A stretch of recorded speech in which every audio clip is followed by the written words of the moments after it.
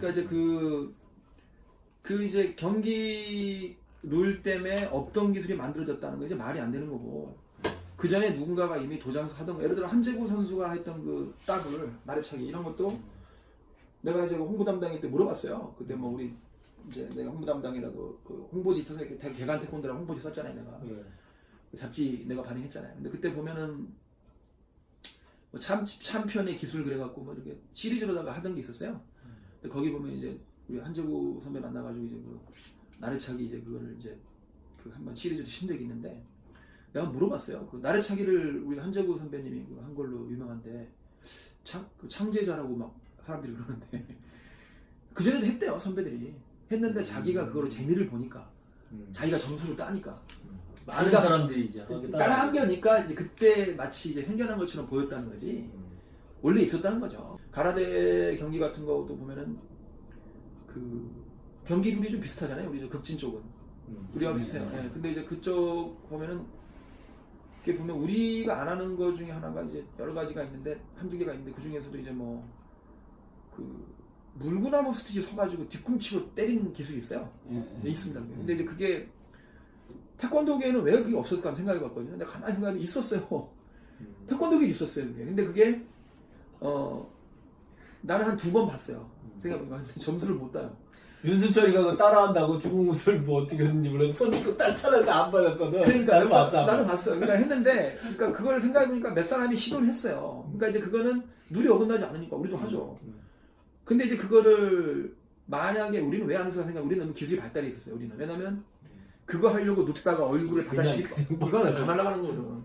그러니까 이제 못했던 거지 우리는. 근데 이제 나는 몇 번 봤던 것 같아. 하려던 새끼를. 근데 했다가 이제 옛날에 그 누구지 그 재밌는 놈이 있는데 그 누구지 그 공부환이라고 그 새끼도 한 번 했어요. 그래? 그 새끼는 이거 하다가 여기 맞아가지고 죽을 뻔했거든. 걔는 이게 일부러 그걸 하려는지 몰라도 이렇게 물구나무 쓰면서 뒤꿈치로 얼굴을 이렇게 한다다가 여기를 맞아버린 거예요. 얼굴인가 가슴을 맞아가지고 죽을 뻔했어요.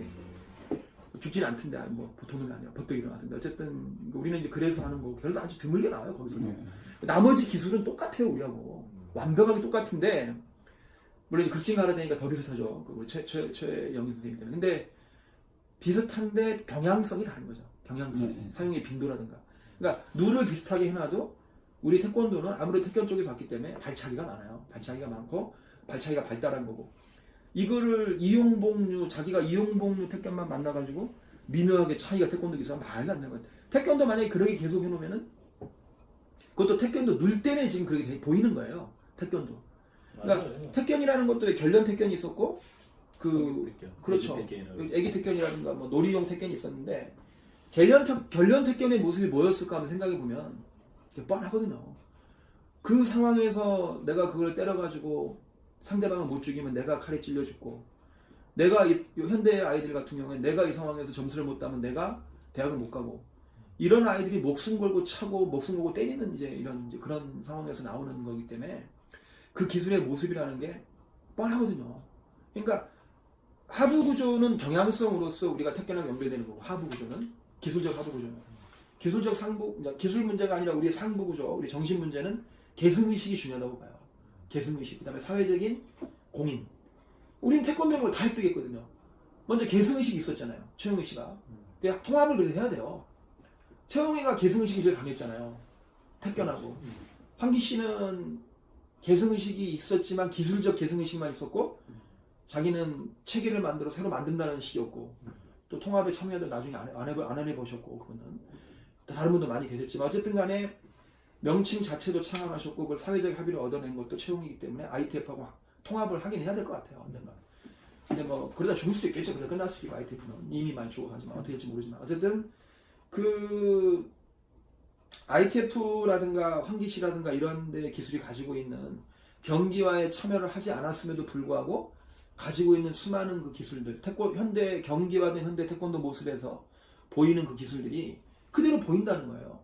수박도 봐보세요. 옆차기. 많은 사람들이 태권도 경기에 옆차기가 없다. 정말 개소리거든요. 모르는 소리지.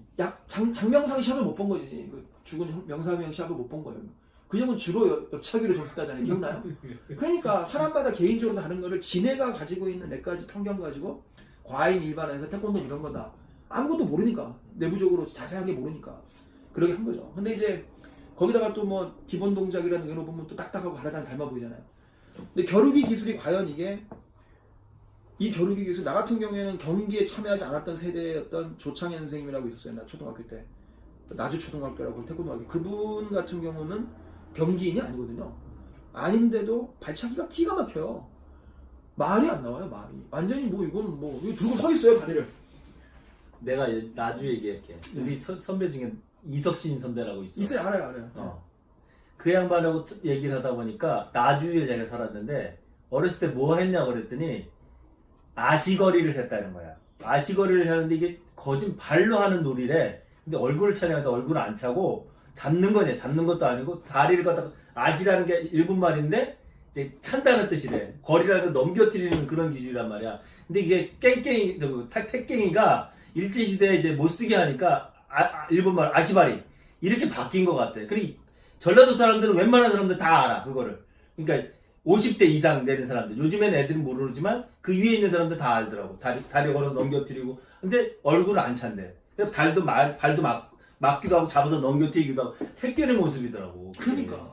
그러니까 이게 그래서 그 석신 형님이 내가 아시거리를 잘해서 태권도를 잘했다 이렇게 얘기를 하더라고. 그러겠죠. 똑같은 면이 있습니다. 근데 이제 어쨌든 간에 그 당수도라든가 뭐 수박도라든가 그다음 IF도 그렇고 경기화에 참여하지 않았던 무술 단체들이 경기화 된 다음에 태권도에서 보이는 뭐 나래차기 뭐 턴차기 예를 들어 돌아가신 이중구 선생이 그 이소룡하고 친해가지고 이소룡 흉내내서 찍은 영화 있잖아요. 흑표. 지금도 있어요. 어디 인터넷 가면 있을 거예요. 막 쪽팔려요. 막 이소룡 흉내내고 막 발가벗고 뭐 저 위에 우통 벗고 뭐 저 이상한 삼절곤인가 뭐 돌리고 쪽팔리게 키도 작은 사람이 하여튼 막 그런 거 있어요. 근데 거기 보면은 그게 나와요. 턴차기가. 턴차기를 만든 이제 시점이 70년대, 70년 초반인데 이소룡 한참 잘 나갈 때 흉내내는 만든 영화인데 70년 중반이나 되겠어요 아마. 왕후 뭐 같이 했던 그러니까 그된 시대라니까. 근데 그분은 내가 그래서 난 만났죠. 이중훈 씨 만나가지고 이제 물어봤어요 몇 번. 근데 그 김훈 씨하고도 같이 만나고 그랬어요. 이중훈 씨. 저도 이중훈 씨 만났는데. 그러니까요. 그러니까 만나서 내가 물어봤어요. 흑표라는 영화 얘기할 때 놀래더라고. 자네가 그걸 어떻게 하냐고. 그래서 제가 재밌게 봤다고. 근데 그 영화에서 턴차기를 하시고 턴차기를 하시는데 나래차기는 비슷한 거래요. 따닥은 아닌데 탁 걸고 차는 게 하더라고요. 그래서 그런 걸 하시는데 그 자기 때는 당연했다는 거예요. 그거 뭐 다 해. 뭐 아니 뭐 도장에서 다 찼대. 뭐 그렇대요. 뭐 좀 실력이 있는 사람이 하긴 했지만 초보 때는 안 배우지만 겨루기 하면 뭐 다 했고 뭐 상대방 들어오면 뒷발 탁 걸고 차고 그다음에 서 있는데 왼쪽으로 돌면 도는 거 따라잡으려고 돌면서 쳐다보면 그게 된다는 거죠. 그게 뭐 선풍각 풍류에는 선풍각처럼 돌리고 우리는 돌려차기로 해버리고 우리도 옛날에 그게 찢기도 있었어요. 나래 그러니까 이게 턴차기인데 턴을 찢기로 하는 것도 있었고 선풍각 비슷하죠. 근데 이제 그런 기술들이 자기네 때한테 있었다는 거죠. 그걸 자네 때만 있었던 거야. 그러니까 그 사람은 경기화하고는 아무 묻어보지도 않은 사람. 그 사람 경기 엄청 욕해요. 태권도 경기 자체를 무지 싫어하는 사람이에요. 이중 만나보시면 아시겠죠. 무지 싫어하는 사람이고 그리고 돌아가신 이행웅 씨나 이런 분들도 만나서 얘기해보면 태권도 경기에 대한 적대감이 엄청 커요. 근데 그 사람 태권도 가보면 발차기 기가 막혀요. 무슨 없는 게 없어요.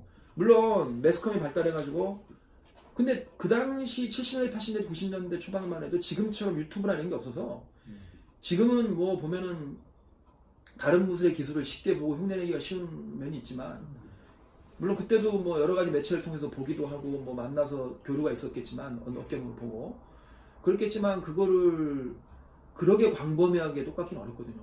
태권도 경기 전국체전에 가서 놀러 가서 보기도 하고 뭐 여러 가지 영향을 미쳤겠죠. 그렇다고 하더라도 그러기까지 광범위하게 똑같기는 어렵잖아요. 완전히 똑같아요. 그러니까 이게 자기네가 가지고 있는 그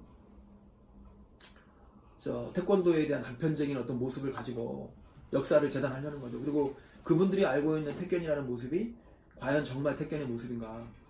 그렇지 않다는 거죠. 그 태권이라는 거는 정말 전국적으로 광범위하게 있었고 그분들 정경화 씨도 태권하고 또 자기네끼리 또 다르잖아요. 자기네끼리도 다르잖아요. 물론 자기네끼리라고 말하면 정경화 선생님께서 불쾌하시겠지만 어쨌건 현대 태권 하시는 분들끼리도 많이 다르고 개인적으로도 다르고 태권도도 그렇거든요. 중요한 건 경향성이고 태권도는 그런 식으로 상부 구조면에서 개성의식을 가지고 태평하고 넘치는